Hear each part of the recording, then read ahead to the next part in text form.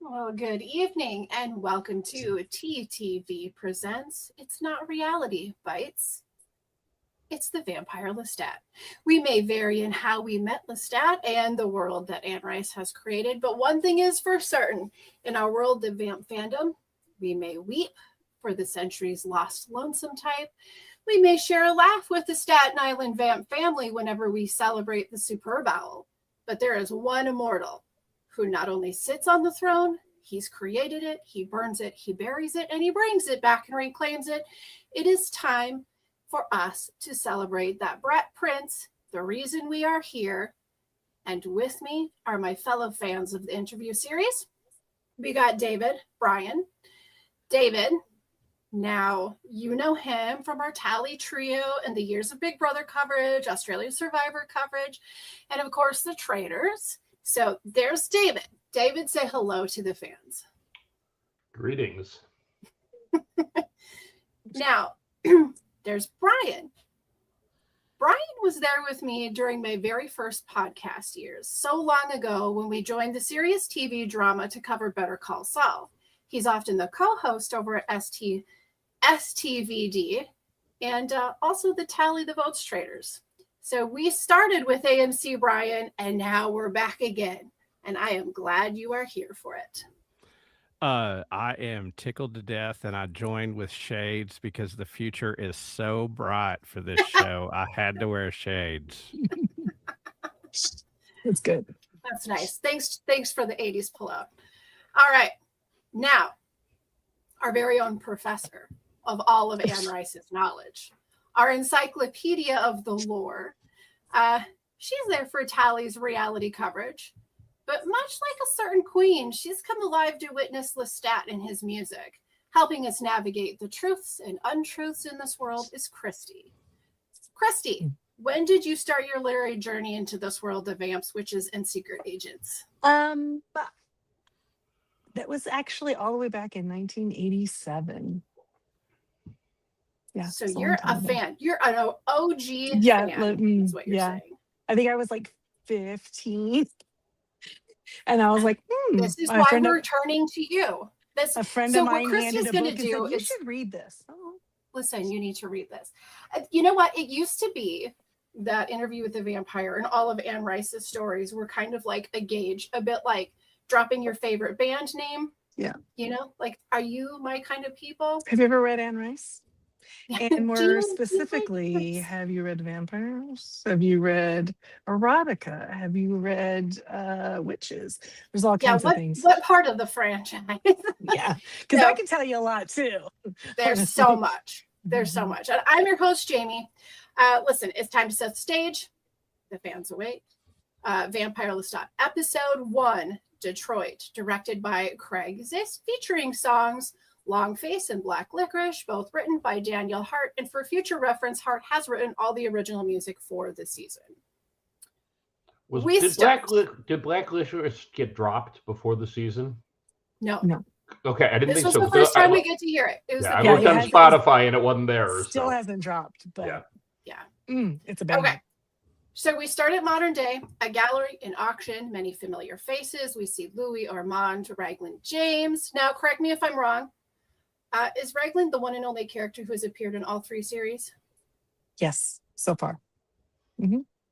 Okay, when we're losing one of the 3 because we lost Telemasca. So, but we really did get a great episode featuring Raglan. Listen, Talamasca was a great show. If you haven't watched it, go and check it out. It'll kind of give you like an idea of kind of how that whole organization works.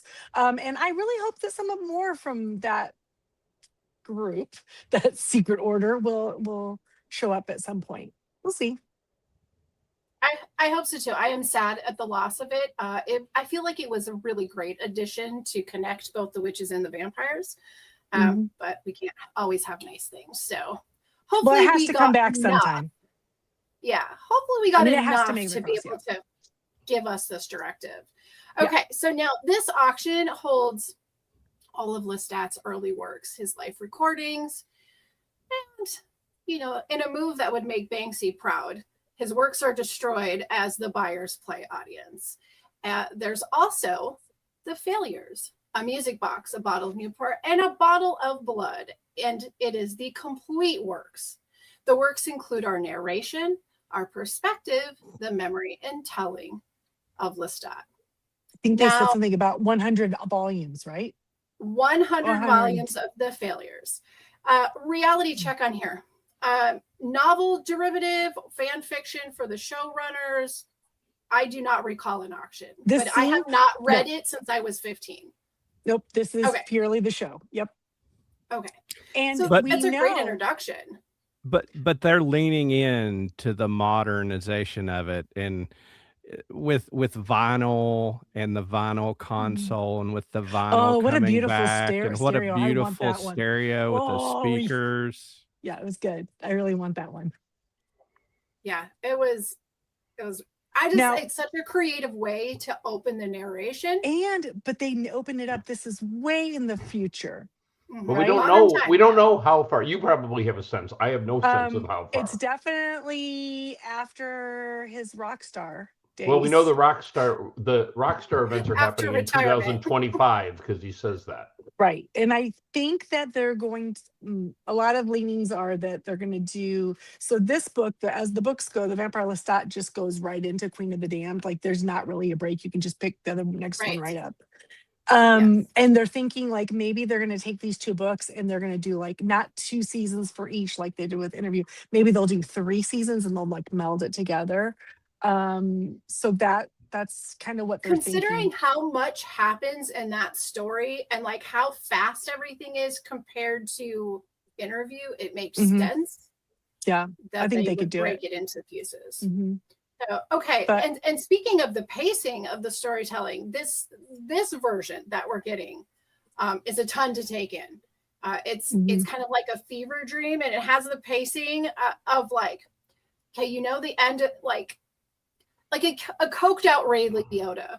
You know, when he plays Henry Hill and tries to outwit the feds. That's a Goodfellas reference. It's like that. It's like it's also like Leonardo in Wolf of Wall Street when he's driving the car home. It's a little that. Yeah. It's a little Fear and Loathing in Las Vegas.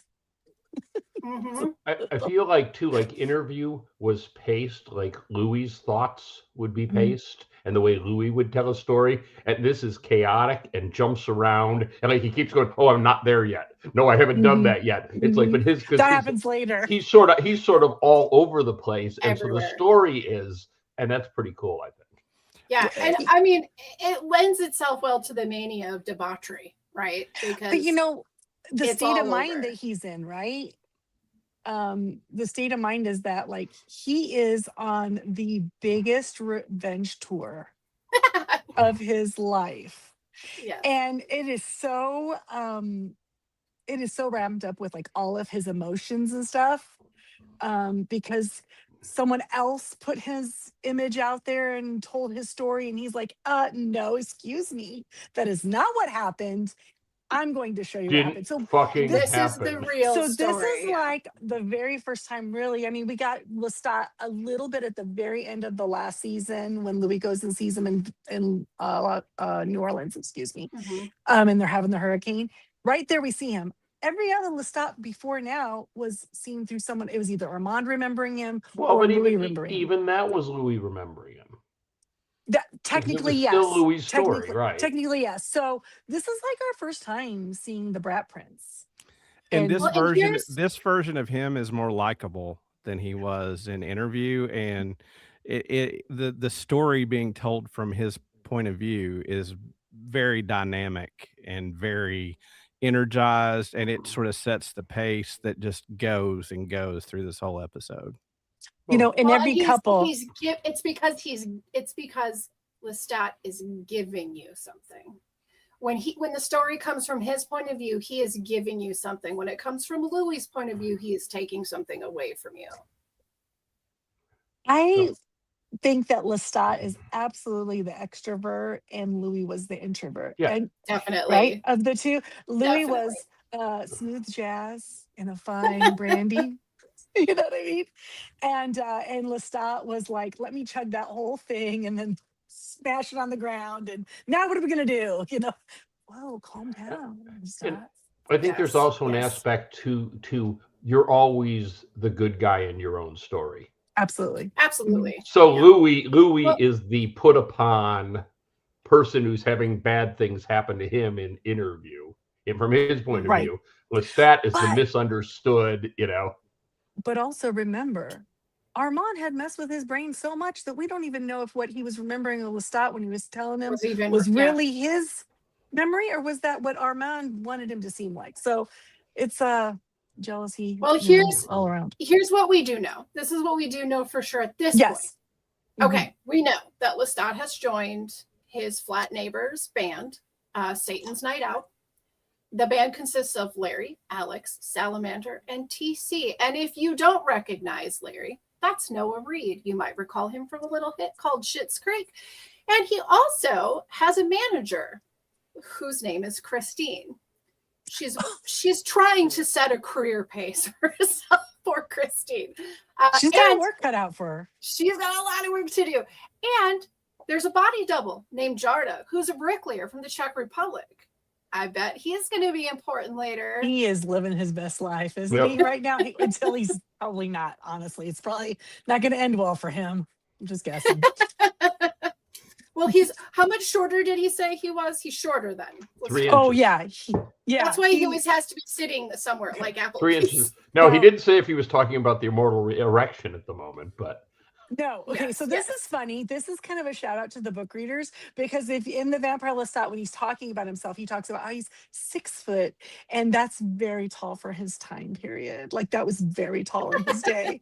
And so the idea that they got a body double for him and it's not as tall as him is just exactly one of those petty things that he would let you know, because, you know, it's so petty and I love it. That is one thing I have to say. In one episode, we have received so many Easter eggs into so many.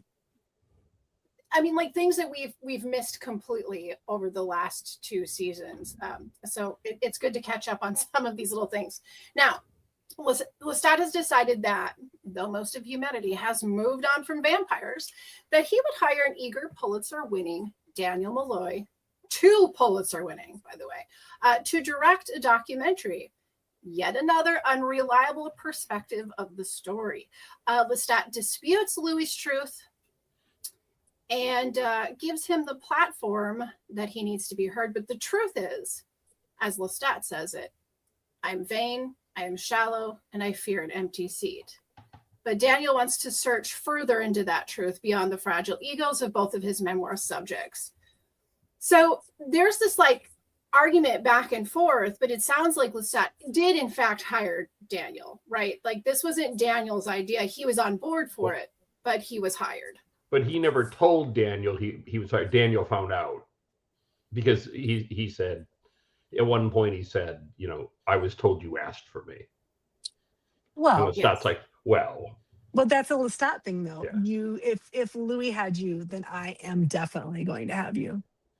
You know what I mean? Well, I think he says something to the tunes of who better to refute the story of Louis than the man who told the story and telling my story. The first time. Yep. Right. Yeah. Exactly. Okay. So now Daniel doesn't actually do the book in the book form, but in this, and I love this turn because this means we get more Daniel, and I didn't know if we were going to, so I'm so glad. And I am so grateful for it too, because honestly, I think he is one of my favorite characters. Oh, and I love him as a vampire because that little aspect of fear is gone, and he just says what he wants. He just lets it rip. Now he's got even. Did you stutter as a child? Yeah. Right in the hallway, you know. Well, in the documentary, it is very clearly an homage to Truth or Dare Madonna, and They he mentions make a he comment, says right? he says Less- something like, "There's no less Warren Beatty." Beatty." Yeah. No Warren Beatty, and it's in black and white behind the scenes Yeah, it's backstage. daring with less Warren Beatty. That's what they said. Yeah, it's like that. It's really funny. So Lestat spends 2 evenings in Detroit, and he's going to show us Never do that. Why that's one Don't night ever too do many. While in the midst of a breakdown during the bridge of Black Licorice, he has his first of many self-realizations. It is he who is in fact holding the band back from greatness. He finds a bit of truth, and then he finds Baby Jinx, his newest loyal groupie, who, in an ecstasy-riddled blood overdose, plays prophet to Lestat and speaks of his death. Wait, did you see how many pills Yeah. she had in her tongue? Yeah. That was a lot ton. of drugs. That was a lot of was a drugs. ton. Kids, Okay. don't do this at home. It was a lot. Now, I do know that Baby Jinx is in the book, but I know she's a lot younger in the book. So they kind of did the same thing they did with Claudia. They amped that age. She's way actually a member of the Fang Gang. Yes.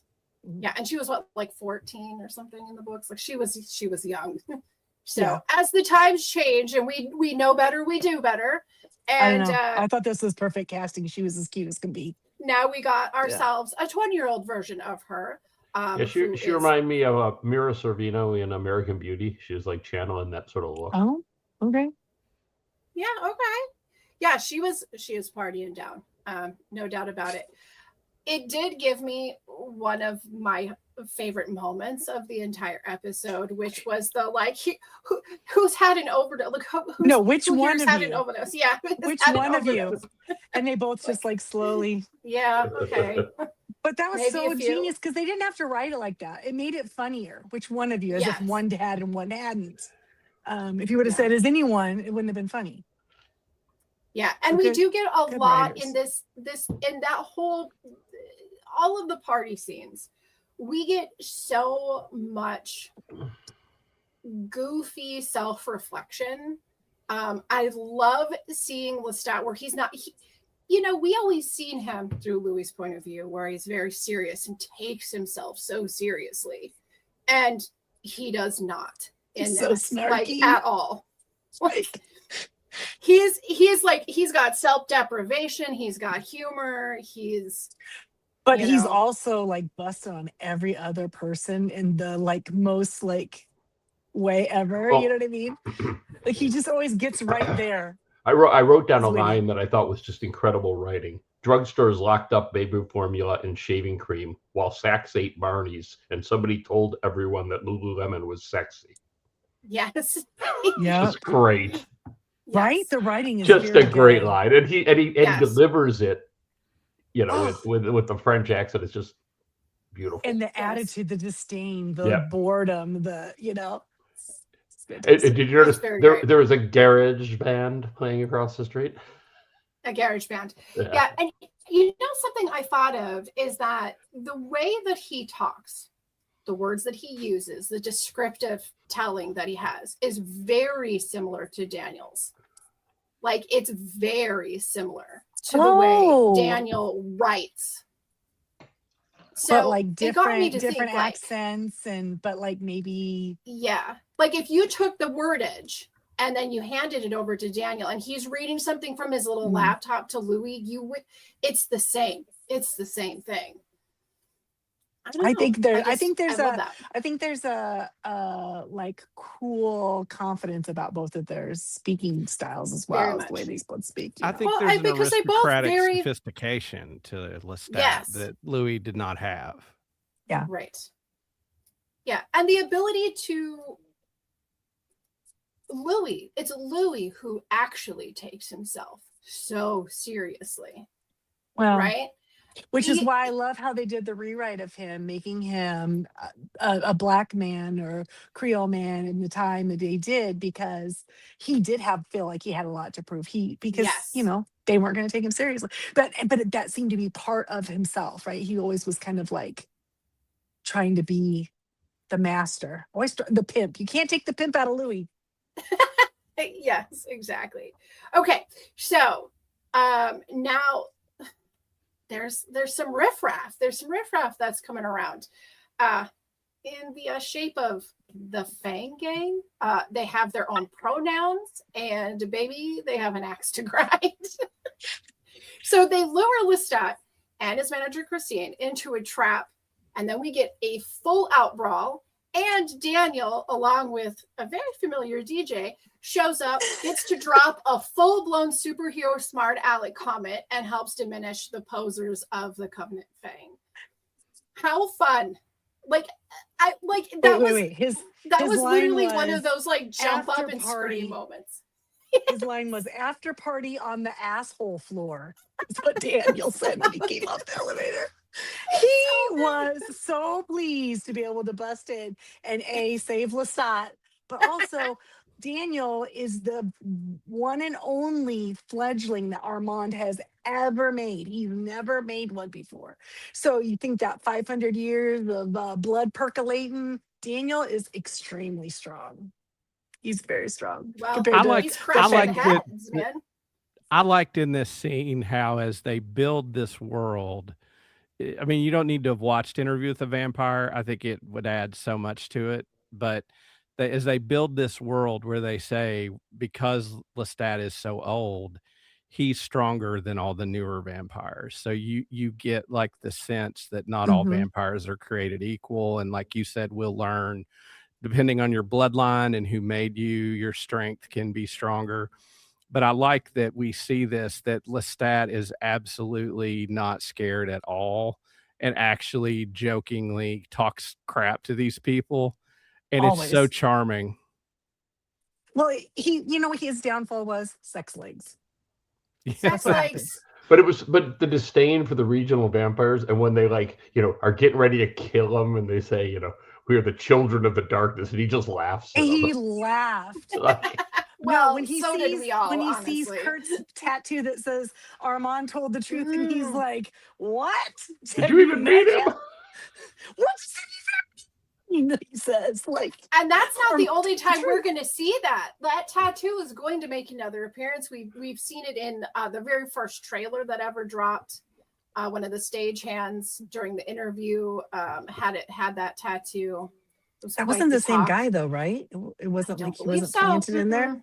Because now we've seen him in the show. I think this is like, are you Team Jacob? Or you know what I mean? That's what we've got here. I think you're going to have some people that truly believe the Armand of all of it from the books. I think we're going to see this tattoo a few more times. The only purpose of them to be on the show and doing that, though, that little subplot, is only to further infuriate Lestat. That's the only reason it's there, because that will piss him off so bad. He always has to one up those guys. I could hear Santiago, I can understand, but Armand, he's like the beigest pillow. Right? Okay, so let's see here. I need to see where else we're at, because there's not a whole lot left to the episode, actually. We're going to jump back. So we're going to be jumping back through. So throughout the episode, we see that he is texting somebody simply titled as you in his phone. We have a very early portion in this episode where we have the FaceTime between he and Louis. So that is kind of... He's playing him his new song. Yeah, it's nice. It's nice. It's nice. Don't be a it expressed exactly what I intended to say. Don't be a bitch about it. Don't be a bitch about it.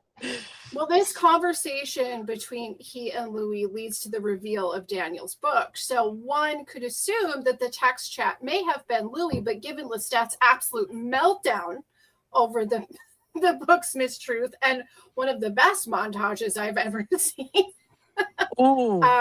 maybe we should have known that it wasn't Louis. In fact, it's not he, but a she, and she is Gabriella. Okay, so can we talk about his purchasing of the book, the waiting in line for it? My God. Let's talk about the Canadian book snobs. And they're talking about in Montreal. They're talking about how much they like Armand. She'd gone to the Louvre and had her picture taken with his painting, and she's all like, I would smash Bosch, whatever she's. Lestat should have died on Royal Street. 100%. They say that. Okay, but yeah, and the guy's just like no look on his face. He's just sipping out of his latte or whatever. The moment that right here, Lestat did the biggest impersonation of my husband I've ever seen when he snaps at the, would you like to be a member of our club? No, I would not. That right there. He's always like, no, you're not in that moment, I felt like Lestat was speaking for all of us. Yes. Why do I have to give you my email just because I want to buy something? It's just, God.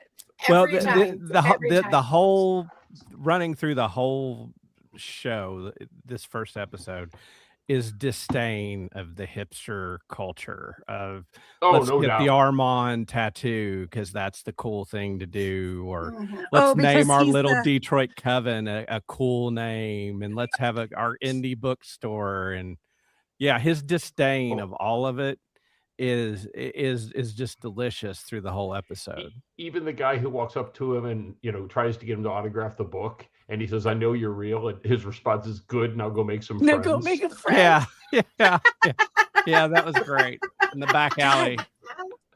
No one ever catches him off guard. It's almost as if someone's written his lines. He's just perfect every time. He just knows what to say. No, Sam is amazing. He's killing it as Lestat. I also think finish your thought, Kristen. No, I was just to say, and he even looks different, just like the way he's carrying it. Like he's really transformed, and he's done a lot of vocal work and a lot of stuff. So, little clap for Sam because wow, he really is. Because like if you watched any of the after show, he's totally different. It's not like he's playing himself. Right. I mean, it's amazing. I think he's rather shy, actually. Yeah. Then he can turn on that charisma and that magnetism because he doesn't really. That's not him when he's sitting there talking. So I think he's much more the newsreader than he is Vampire Lestat, but he is killing it. So, Christy, I want to ask you a question about the band. Yeah. In the book, is the band is called the Vampire Lestat, right? Well, he makes a mention of that in the show, like it's not him, like the band collectively is called that. He named the band after himself. They were Satan's Night Out. That's direct from the book. All the characters from the band are right from the book. TC stands for Tough Cookie. She's a big fan favorite, the drummer.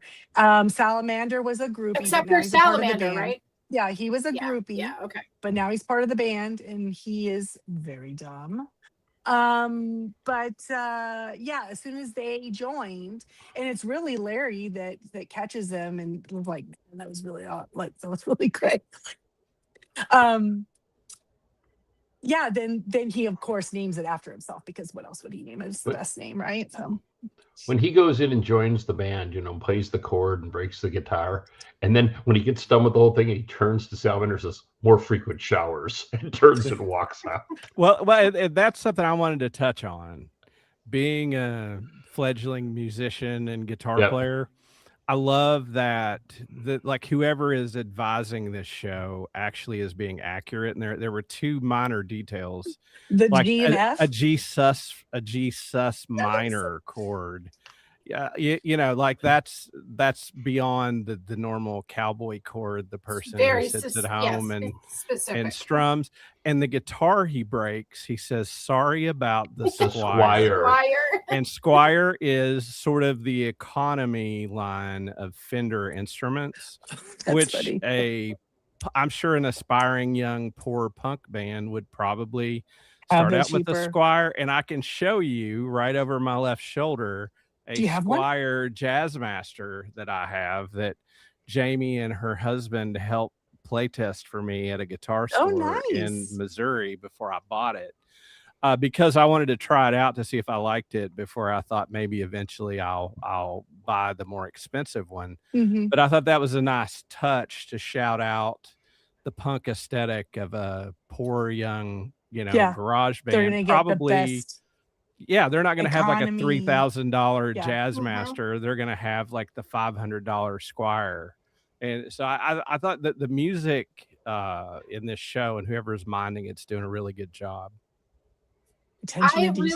All of the things you just said, but also I really loved the surprise of how quickly he was like, "Oh, I'm really sorry for breaking this. I'll make sure to replace it." Like just he's a gentleman. Right. It's the reminder of like, okay, there's a reason why people are drawn to him. And it's these kinds of things. It's the human connection, because as far away from being human as he wants to think he is, he's still incredible. And don't forget, he also says, and replace the door. The front door, yeah. And they sort of looked at each other like...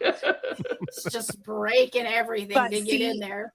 In the Louis stories, right? Lestat's a different kind of a person, right? Yeah. Louis would have just gone in there and killed them all. Yes. And been very manipulative if one was still around. Okay, what does he do to the tenor? Right? He's off key and he plays with him and then kills him. He didn't go over there and kill Larry for that in the right chord. But you're hurting her. You don't have to finger her all night. You're hurting her. Which was fantastic. While we contemplate this fingering, we're going to take a 5 to 8 second break for a commercial, and then we will be right back.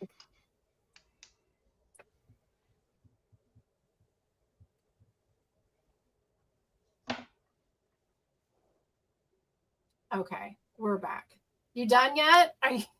Are you done yet?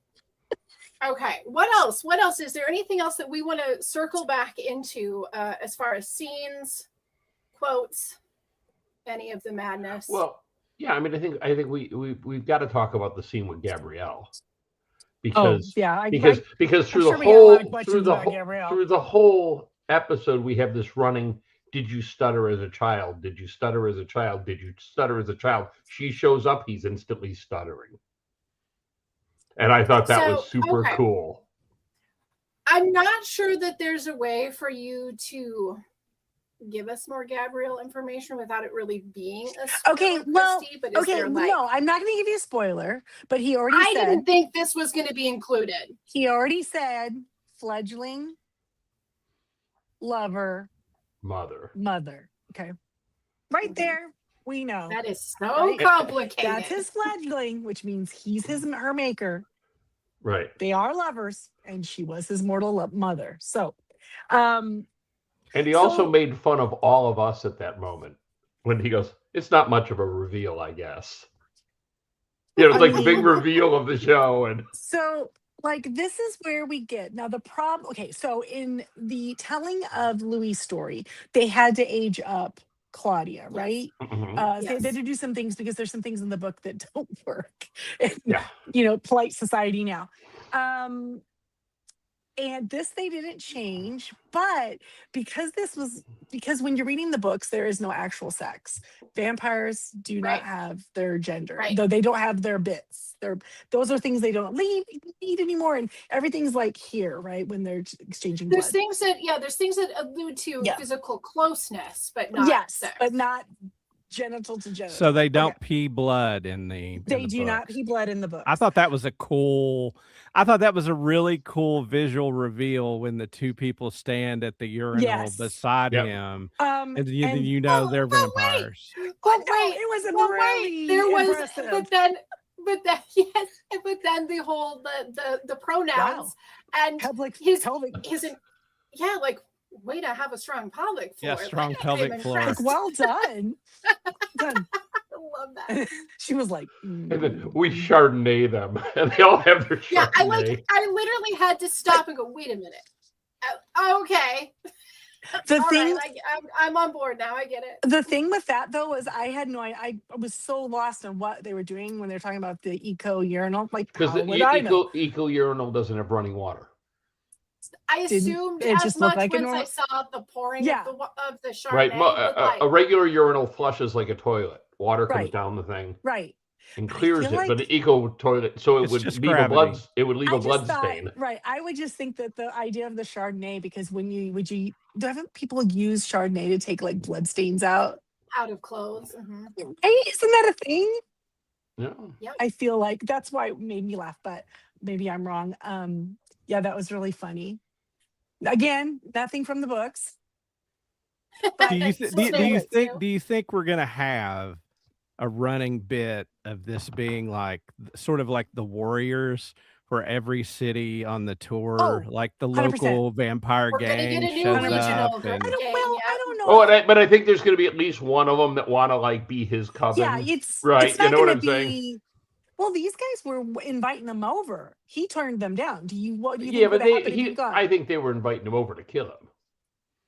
You think so? Yeah, that was what And I. they That's had all. they had their farm under the floorboards.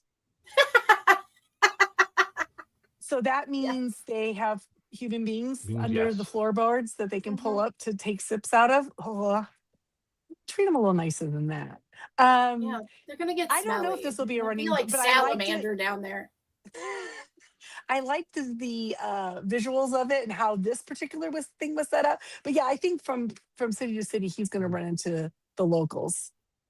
And remember what happened when locals showed up in Paris, or I mean, sorry, when strangers showed up in Paris and didn't introduce themselves? Yep. That's how Louis and Claudia got in trouble, right? Because they took them 5 months to go say hello.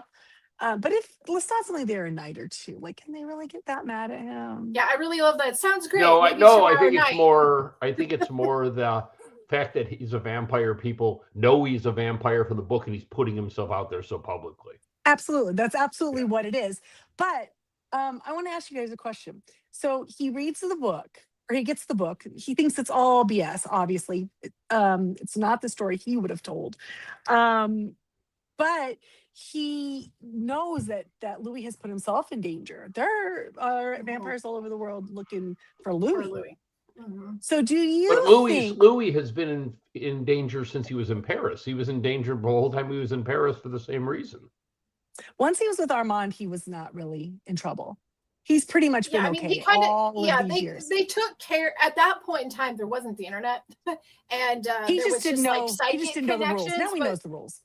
And they kind of wiped out that covenant short of Armand. So really, like the bucks Armand and the DJ. And the DJ.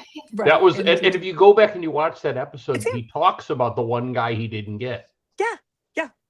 And they had speculated because you go through the theater troupe, and that was the only one they didn't mention. So the speculation was always that it was going to be Sam, and that he was he's like some kind of playwright, right? Wasn't he Samuel Beckett? Yeah.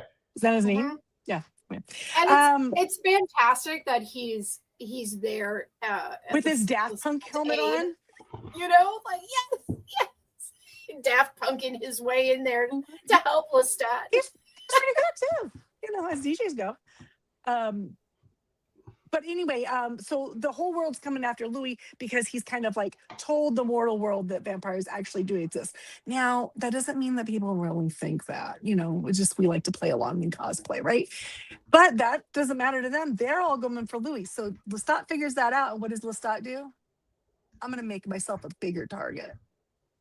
So I think this whole thing is just to protect Louis. That's my theory.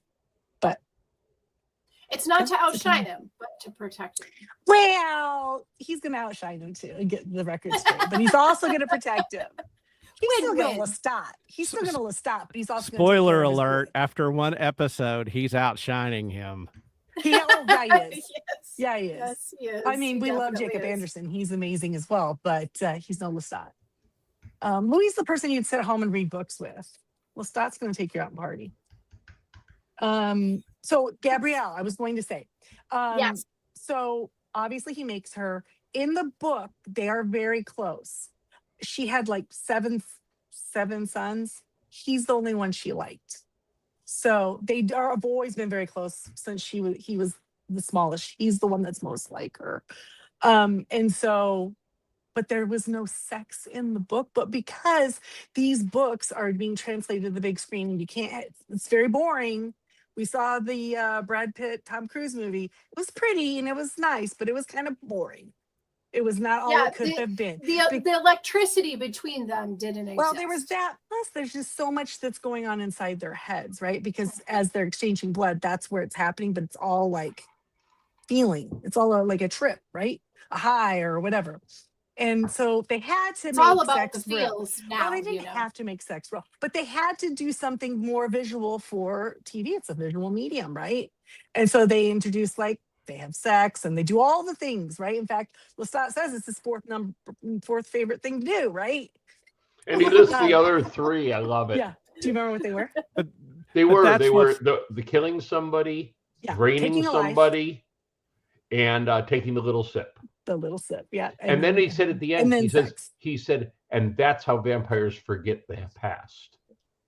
Right. So they don't have so to think it was about very their past. clearly saying, I didn't want to think about 100%. Yeah. He's People disassociated. use He's like, sex to do that too. Absolutely. Humans, but that's long been what used as a. That's what I thought so great about how economically they built this world and its rules and told you the rules and why he is the way he is. I mean, that's why I say if you're on the fence about watching this or not, this show does a great job of not giving you exposition that sounds like, hey, we're telling you this because you're dumb.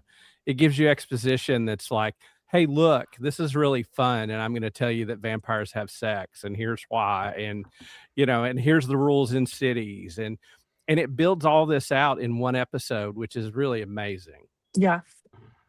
So I'm really not sure if him and Gabrielle are going to have sex. I kind of hope not, because I don't know what the fans will think of that. But what I remember of Anne Rice, and I read the first two books and quit a long time ago.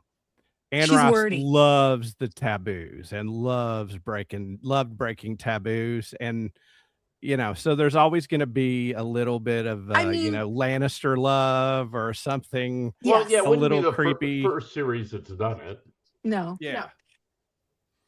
And I feel like at least it's not boring, right? It's giving us something to talk about. These guys are kind of crazy. Vampires don't follow the rules.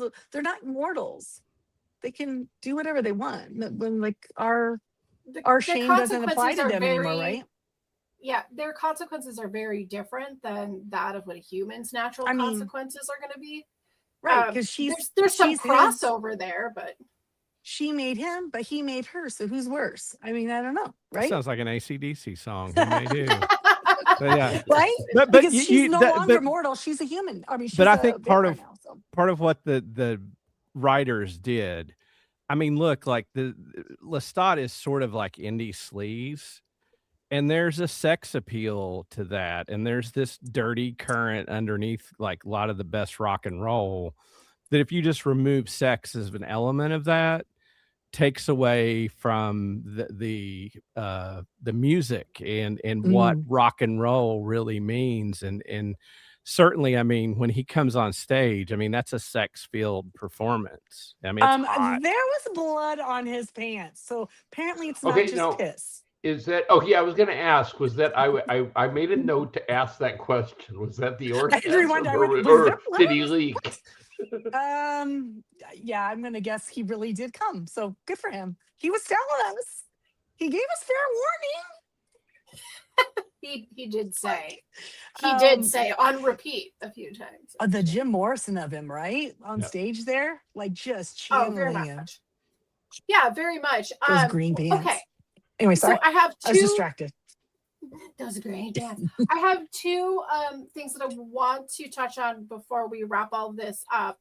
One is the fact that they gave us this very fast list in his storytelling of the is it true, is it not true, is that we held on to for the last 2 years. I love it because it was Daniel a constant debate in the fandom. And here we are in like 3 seconds, and Lestat is all like, nope. Like, nope, impossible. Yes. I was buried underground. So I thought that was brilliant. I thought it was a really hilarious joke to the fandom that you guys put so many hours into. And we're just going to just bust out the answers right there. Like, I really enjoyed that. Now, my final thing here is it's a question in earnest. Yeah. We've had a couple songs that have dropped since the release of the very first trailer. Have loved them all. Mm-hmm. What are your actual critic statements for Black Licorice? The first hear of it, when I first heard it, I was like, then because I've now watched it 3 times, the third time I was like, I'm kind of vibing on it now. It's You supposed start to. growing on you. It really did. I kind of like it a lot. Honestly. And this is supposed to be inspired by the first kill he made after the hurricane, right? After Louis came back. Okay. Yes. So he's feeling optimistic again. I want to know what the black licorice of it is. I mean, okay, like, well, he's not very cryptic because I don't know. I'm fairly certain Butterscotch Bitch is Louis, right? Yeah. Like, I don't know. I feel that's Bowie. Come on, man. That's a Bowie reference.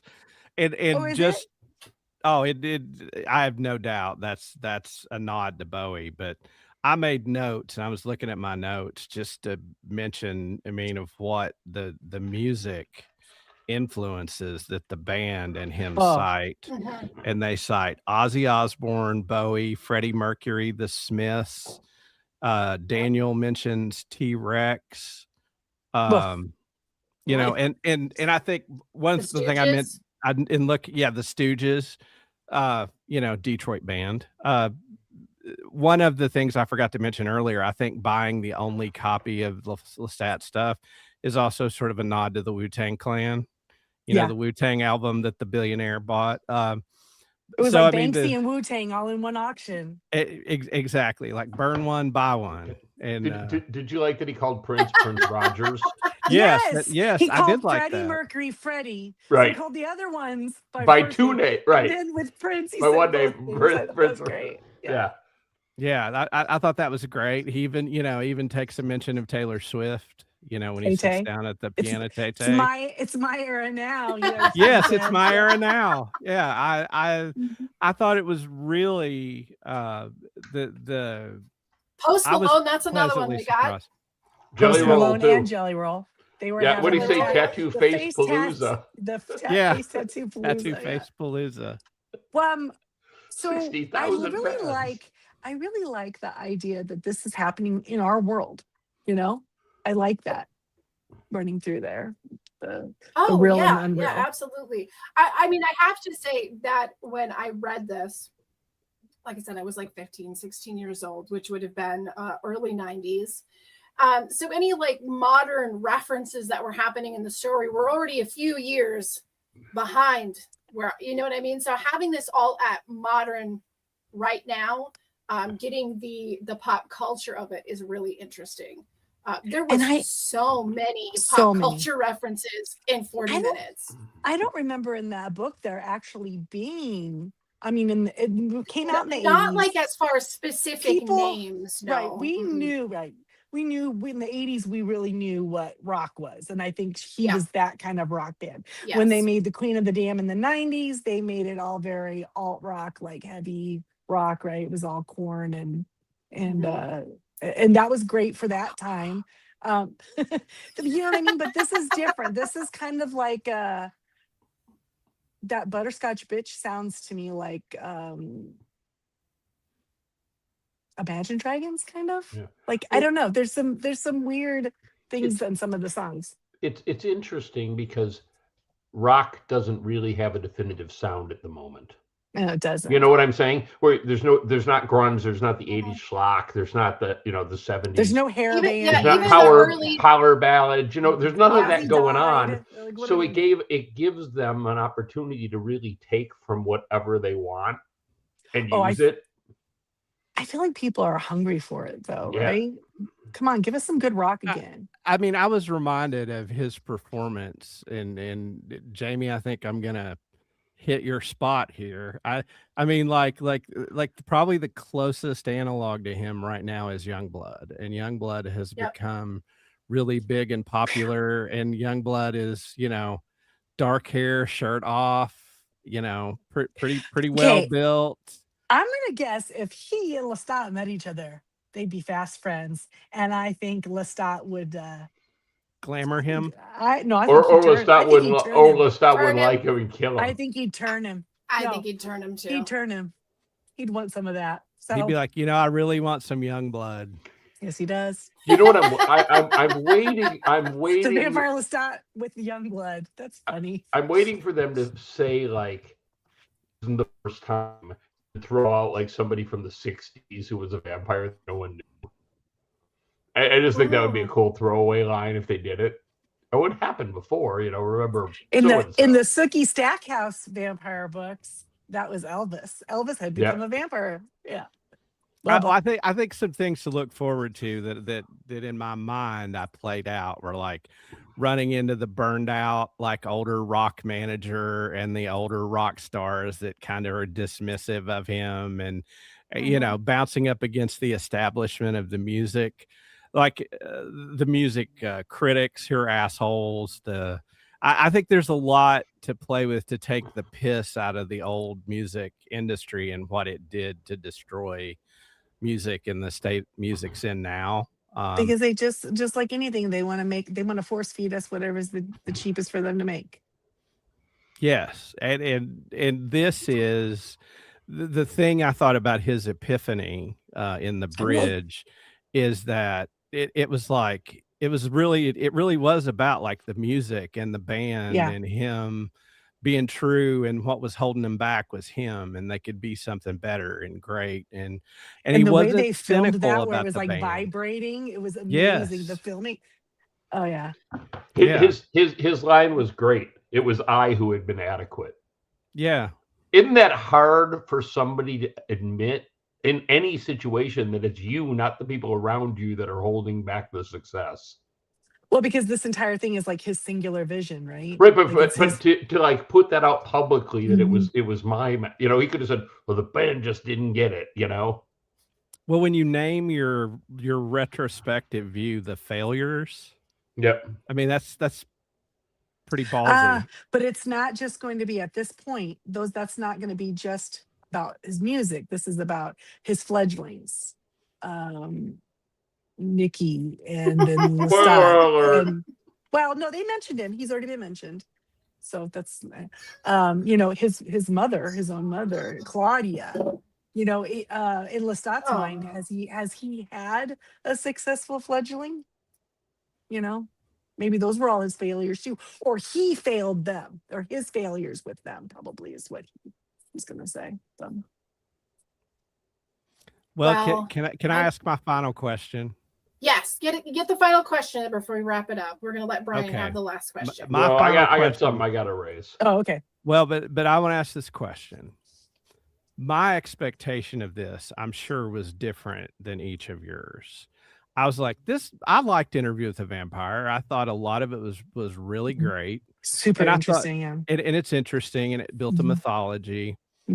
I went into this like open-minded, like, wonder what this is going to be. And, you know, whenever you incorporate music into something, it can just be a shit sandwich. Oh, yeah. Sometimes it can be super hokey. Sometimes it can be this, and sometimes it can be this could have gone that way. Cringy. You know, and it could be cringy. Based on what I thought this would be and my expectations, this absolutely shattered any expectations I had for this. And you know, if you want to email us, you can email us and tell us that I'm a fool. I think this is the best episode of anything in this universe I've ever seen. It was vibrant. It was pulsing. And by the end of it, I was like, that rocked. And I loved it. It was funny. It was compelling. It was emotional. It had everything you want out of like just this delicious meal. Except it was too short. I wanted more. Well, but that's a sign that it's good, right? Yeah. So that was my expectation and my experience. And you're much more in this universe, so I could see you saying, "I like this, but I didn't like that." Or what were your all's takes about going into this? What you expected and what you came out of it with? You've not read the book, you said? Oh, I did read the book, but like in 1989. Okay, so we've all read the book then. Okay. Well, I only read the first one. I've not read Vampire Lestat. Oh, really? So for many readers in the series, a lot of people say that Vampire Lestat is their favorite of the series because of how this tonal shift, and you get the real Lestat and you go, oh, wait a minute. this guy I hated for an entire, now I love him. That's cool. And so I had very high hopes because I knew what they'd done. If they could just kind of do what they did there. And I'm telling you what, I was kind of afraid that they would, you know, not do it. But they did it. And they did it in the same way. The things that they changed, I think make it a better show. Right? These little changes. Like they're making him much more outwardly snarky. That's usually like his inner stuff.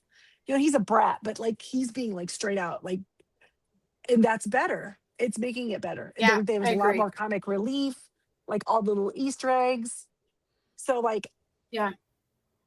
So the tweaking in the interview was making Claudia and Louis black, right? That was amazing. Changing the timing up to the 1910s when it's Storyville and that time, and like all of those changes, a lot of people weren't behind them, but I think they made the story more compelling. Yeah, And I here, agree. Definitely. It's something that I still like. When I talk to somebody and say, no, you should sit down. You should watch this series. If it's somebody who has been a fan of the novels, it's one of the first things I say is that, yeah, there's definitely changes that they made, but every single change that they've made was the right choice. Like, well, they serve the always medium. makes sense. They serve the medium too. mm-hmm. It always makes sense. It does not feel like it's ever like shortchanged the plots and subplots of the story. And the beats are still there, right? Often. The story beats are still there. And the characters still feel like who the character is, even if they're different, right? It still feels authentic. Yes. They're not unrecognizable characters. They're still the same, but just and I didn't know, like, honestly, Brian, I didn't know what to expect fully, like what my expectations were going into this season. When it was first announced we were going to get a vampire Lestat, I was real iffy because of the same reasons. I was like, oh God, it might be cringe though. Like it, you know what I mean?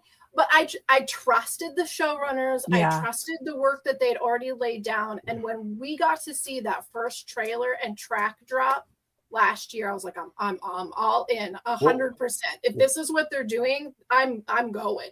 And then how bold to do a one-night concert with your star. I mean, that could have gone. Premiere. That could have gone so far sideways if he would have bombed. Mm-hmm. Oh yeah. I mean, that would have been. It could have been a joke before the show ever came out. You know. Right. For the listeners amount that might of not money know, that and was June the money 2nd the at press. the Beacon. It was like 2,000 guests. No, not even that. It was like it's a very small venue in New York City. The tickets were free, but it was lottery style, and you were very lucky if you got a ticket. And that place, they went nuts. They sure did. They did. There's a lot of talk that that's going to be released in full for people to watch. So but again, to be authentic to the music, they actually really filmed it. And if you saw some of the video released, like there were just regular people there, and they really had live sound, and it was a concert. The cast was there. A lot of the cast members were there watching. So he kind of had his friends there to kind of maybe give him moral support, because that's got to be hard. Well, and I wasn't like clear I did on it on film when we're filming, but now I'm going to do this for some like regular folk off the street, and I'm going to be this character. Were the cast members also in character? When they were there, no, they were just there. Yeah. So that has to kind of feel a little weird for an actor. I'll bet it felt awesome. I think it was okay. Let's talk about Mr. Reed's journey. Okay. Yeah. Hey, listen, there's this role that we're hunting the lead for, vampire Lestat. By the way, okay, you got the role, but by the way, can you sing? If you can sing, we're going to continue this. He started, this music was written years ago. He started the vocal training right at the beginning of filming of Interview season 1. Well, he sings the song in the first season. Yes. Right? That was him singing that song. And he's been practicing. He burned the masters songs. on that too. practicing these performances for what, 4 years now, 5 Talk years about going? dedication. That And then first season, he finally gets to have, like, he's always recording these concerts, right, for the episode. Stop, cut, let's run that again.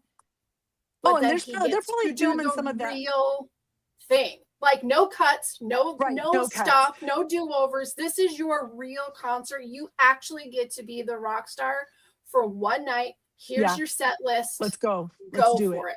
Yeah. Let's go. Because when they're filming, they're probably doing that and he nailed same it. stage thing for like 3 or 4 days, 5 days. Who knows how many days they're doing the same thing. And that's got to be exhausting. And it's amazing to me that I watched all of this footage and I didn't get the ick once. No. I was so nervous, like, oh my God, what if he does something that I get the ick? Oh my God, what if this ruins everything I have in my head? And no, it didn't. The idea that they worked the violin into Black Licorice, so good, right? Yes. You asked me if I liked that. it, but you didn't say whether you liked it. Black Licorice, it's not my top favorite, but I don't hate it. Okay, it's not going to be the track that I immediately drop on. Oh, Long Face. Screw with the stupid Fang game. But I love how he goes back to that and he goes, which in retrospect really does suck. But I'm still cashing the royalty checks. Yeah. I heard.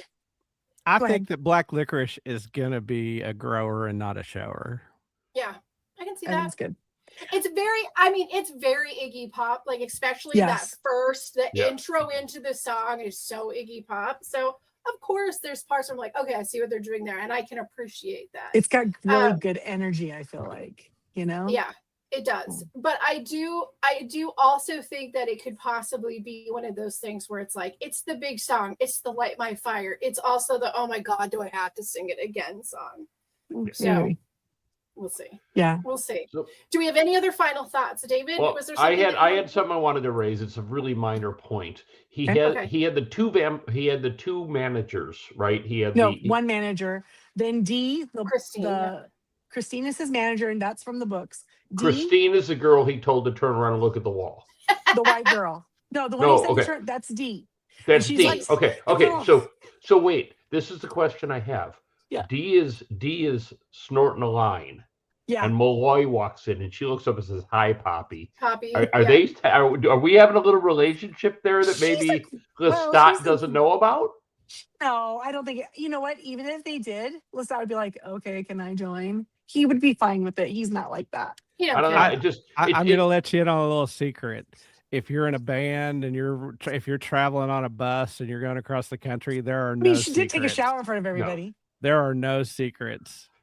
She stood there and took a shower while they were talking the entire time. And then the other point is, I think that Lestat, through his narration, gave us the entire theme of this season. And I think it's this line: "Facts are irrelevant, feels are everything." I thought that was a really great line, and I think we have to be real suspect with what we're writing, what we're watching, because I think this is going to be the unreliable narrator on LSD. Literally. It describes everything that we're already getting. That's what I mean when I say, like, you've got two narrators of their point of view and their version of the story, and Daniel is just there going, the truth is in between these two stories somewhere, and that's what I'm after. But I feel like he's gonna have more fun with Lestat. Yeah, I think there's definitely. Well, he's also a vampire now, right? No, but he's gonna have so much more fun. The cancer is not a problem anymore. It's like it's like what you said, Brian, about rock and roll and like all the things that make it feel the way it feels. Rock and roll is absolutely vibes, man. It's like a hedonistic joy, right? And so Lestat is a hedonist. That's why he's non-discriminating. Guy, girl, he doesn't care. Mom. Guy, girl. Right. Mom, fledgling. He wants to do the drugs. He knows she's taking the drugs. He thought that drug trip was so fun, right? I mean, he was ODing, but not her, me. But so he makes the perfect rock star, right? Because he can't really die. LSD's a great drug. Bounce. He has a track record. bounce. Yes, that was so funny. I love the track record of it all. So Okay, you guys. saw, wait, I wanted to ask if you guys noticed the Easter egg. On the back of baby Jinx's neck, she had a neck tattoo. Did you guys see it? I didn't see what it said. I saw it. And It said killer. Do you guys know who killer is? No. That's obviously who she's marrying. Killer is a member of the Fang Gang, right? But so those people who so she totally she set was him a up. part of the setup. She absolutely set him Yeah. up. But well, yeah, also, you can tell by the way she got back on the elevator. right. I'm getting I love you. I'll never forget you. Next week. yeah. Okay. But when Claudia is out on her own, having her little jaunt and season 1 off by herself, she runs into that vampire Bruce. Remember? Bruce, the Yes, vampire Bruce. Bruce. She nicknamed him Killer, and there's been a lot of speculation. As soon as she said that, I called him Killer. Was he going to be Killer? Oh, see, I always thought that was like a homage to Great Balls of Fire. But in the Fang Gang, Killer is part of the Fang Gang, so is Baby Jinx. Now, these ones that showed up were like, I don't think they're named from the actual group. I'm wondering if this group of vampires, if Bruce might not be the leader, and if so, will we see him? And will Lestat just, he did treat his daughter quite poorly, so maybe he'll get a little revenge on Bruce. So that would be great. I don't know. I thought in the elevator he treated her pretty well. Oh, her, yeah, no, she's fine. We love Baby Jinx, but Killer might need to have a talking to from Claudia's daddy, the vampire Bruce. The vampire Bruce. Bruce, because that's what they lied and said their creator. That's what they lied and said the creator's name was when they went into the theater, the vampire. Right? They said their creator was Bruce. Mm-hmm. Oh, in the book. No, in the movie, in the show, because they didn't. It was the only other vampire they knew. Yes, that was the only other one she knew. But also, when she says that, she says he's from Copenhagen, and Santiago had come from Copenhagen. So then there's speculation that Santiago was made by Bruce also. But I got this kick out of Santiago, same maker or something. And the vampire Bruce said, I'm not buying this. Well, is he Scottish? So anyway, maybe we might see him. So that's something we could be on the lookout for. All right, on the lookout for Bruce. He hasn't been dealt with. You know what? There's a really great story about 3 men on the ocean looking out for Bruce, and that one didn't let me down. So it was pretty bloody. Maybe this one will be too. Okay, guys, as delicious as it would be to continue the conversation, we do need to save some for the second course, which is going to be next week, Monday night. When we're in Toledo. We're in Toledo. And if you have any feedback or yummy bits that you'd like to share us, questions, send us an email. You can send us an email or questions. Tally the feedback at yahoo.com. Please do not judge the email address. Just send something to it. You have found us here, but you can also find us at the Jay and Jack Whole Enchilada feed and wherever you listen to your favorite podcasts. You will also find a bunch of other fun shows over there, including the Ramblecast, the Broadcast, Survivor JJC. And if you would like to become a Patreon, you can do so by going to Patreon/Jay and Jack. A shout out to the patrons who contribute at a certain level, and they are Eckhart Rickner, Joanne with the Plan, Maggie the Magnificent, and Ed the Creepy Poopy Head Mailman. Guys, thank you so much for joining in tonight. I love you all. You are far cooler than that gang in Detroit, I just have to say. So thank you for all the great conversation. The series has been great. I think this season is going to be awesome. We're going to talk about it again next week when we will be seeing you. See you next Monday. Why the